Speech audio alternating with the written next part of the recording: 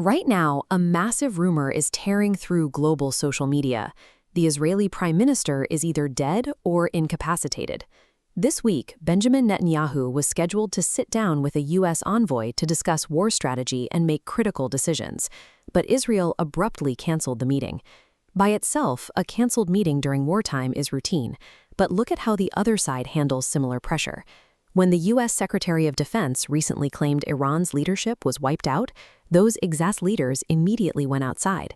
They walked out in the rain, mingled with crowds, and filmed it all. They provided indisputable physical proof of life. Israel's response to the growing panic over Netanyahu has been noticeably different. The Israeli media finally released a video of the prime minister appearing to answer questions from the press, but the footage lacks any verifiable public interaction or genuine physical presence. During a high-stakes regional war, physical proof is the currency of stability. When a nation's leader disappears from public view for over a week without a standard public appearance, it creates a dangerous information vacuum, and in that vacuum, panic spreads fast. When you run that press video through basic digital forensics, things get strange. Viewers immediately spotted severe AI artifacts. Right here, as he gestures, you can clearly count 6 fingers on the prime minister's hand instead of 5. The visual glitches continue when you look closer at his face. As he speaks, specific teeth appear to vanish and then randomly reappear frame by frame. The digital anomalies are backed by real-world behavioral red flags. The Israeli government actually posted a tweet acknowledging that the prime minister's fate was unconfirmed, and then deleted it moments later.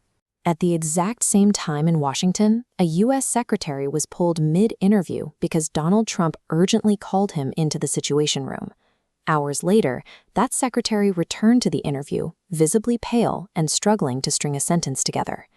You have clumsily generated deepfakes coming from official channels, combined with sudden, high-level panic inside the White House. This points directly to a massive cover-up, leaving us with one critical question. Where was the prime minister? To find the answer, we have to look at physical geography. This image shows central Tel Aviv. Down here is a specific road called Leonardo da Vinci Street. If you try to search for this exact area on Google Maps right now, you run into suspicious digital blackouts and street view anomalies. The censorship exists because of what lies directly beneath the pavement. At the first major intersection on Leonardo da Vinci Street sits the Da Vinci Complex. Known locally as Site 81 or simply the Pit, it is a sprawling 6,000 square meter underground intelligence facility. It is heavily shielded against electromagnetic pulses and largely funded by U.S. taxpayers. The New York Times was once granted controlled access to this bunker. They described it as Israel's absolute nerve center. Down here, 70 officers sit in shifts in front of massive screens, processing real-time intelligence and executing critical strike decisions. This ultra-secure facility is designed to survive the apocalypse. If the city above is completely leveled, the pit remains operational. It is the designated safe room for Israeli leadership during an existential threat. Now, rewind to the massive escalation of June 2025. This photo shows the Tel Aviv skyline, specifically highlighting the Curia, Israel's Ministry of Defense, which happens to sit right next to Site 81. Iran fired a barrage of missiles directly into this urban center. Iran explicitly claimed they struck this exact coordinate using their top-of-the-line Khyber Shakan. The Khyber Shakan is a solid-fuel, medium-range ballistic missile capable of traveling 2,000 kilometers and evading advanced radar systems. Israel's immediate response was total silence. Days later, the Jerusalem Post finally admitted the Curia had been hit. Suddenly, the military cordoned off Leonardo da Vinci Street, shut down the physical security cameras, and scrubbed the area from digital maps. The official explanation for all the construction crews and heavy machinery flooding the area was that the prime minister's residence simply needed renovations. Put the pieces together.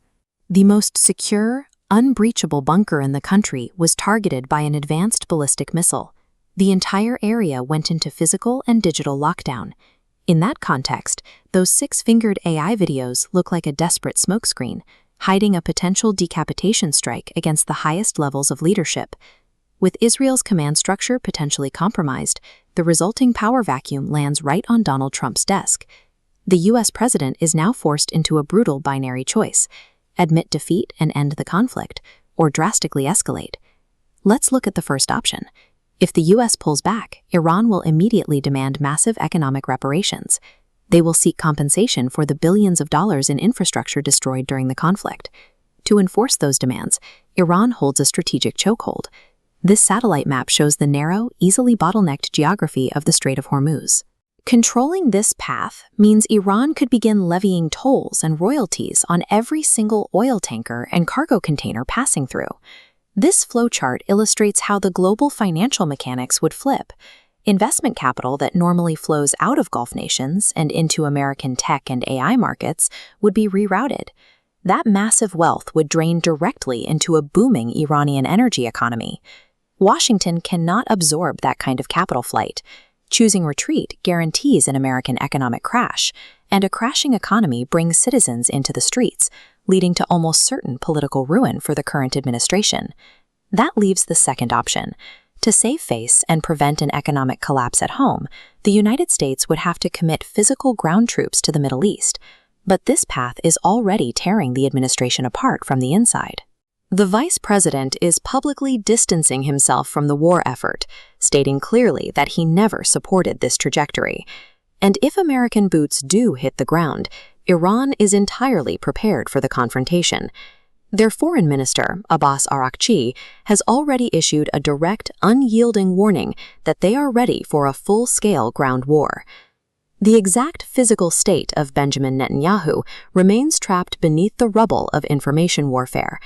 But the chain reaction triggered by his disappearance guarantees one thing: this conflict is mutating rapidly into a wider, unavoidable global war.